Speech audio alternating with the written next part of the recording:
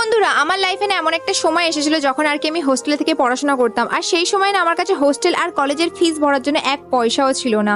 আর এইসব কারণের জন্য চিন্তায় চিন্তায় রাতে ঘুম না আসার কারণে আমি 2 মিনিটের ম্যাগি 1 মিনিটের মধ্যে বানিয়ে খেয়ে নিতাম। আর রোজ রোজ এই নর্মাল ম্যাগি খেতে খেতে না আমি বোরিং হয়ে গেছিলাম, মানে আমি একদম পুরো পাগল হয়ে গেছিলাম বলতে পারো। তো সেই সময় না আমার একদিনকে মানে চিজ ম্যাগি খাওয়ার খুব ইচ্ছা হচ্ছিল, কিন্তু আমার কাছে চিজ কেনার এক পয়সাও ছিল না। তো আমি না 5 টাকা দিয়ে কুরকুরে পপকর্ন কিনে এনে আর এই কুরকুরে পপকর্নের সাথে আর কি ম্যাগি মিক্সড করে বানিয়েছিলাম। আর এটাও না খেতে পুরো একদম চিজ ম্যাগির মতোই হয়েছিল। আর এই ম্যাগির গন্ধে আমার হোস্টেলের আর কি যত মেয়েরা আছে তারা আর কি সবাই আমার দরজার সামনে চামচ আর প্লেট নিয়ে হাজির হয়ে গেছিল খাওয়ার জন্য। তো আমি ওদেরকে তখন বলেছিলাম 100 টাকা করে ম্যাগি দেবো। তো ওরা না ওতেও খেতে রাজি হয়ে গেছে। তো এই ম্যাগিটা খেতে ওদের এত পছন্দ হয়েছিল, আমি না তারপর থেকে 100 টাকা করে প্লেট ম্যাগি বিক্রি করে করে না অনেক টাকা ইনকাম করেছিলাম, অনেক টাকা ইনকাম করেছিলাম। আর ওই সব টাকা ইনকাম করে করে এখন আমার নিজের হোস্টেল আছে।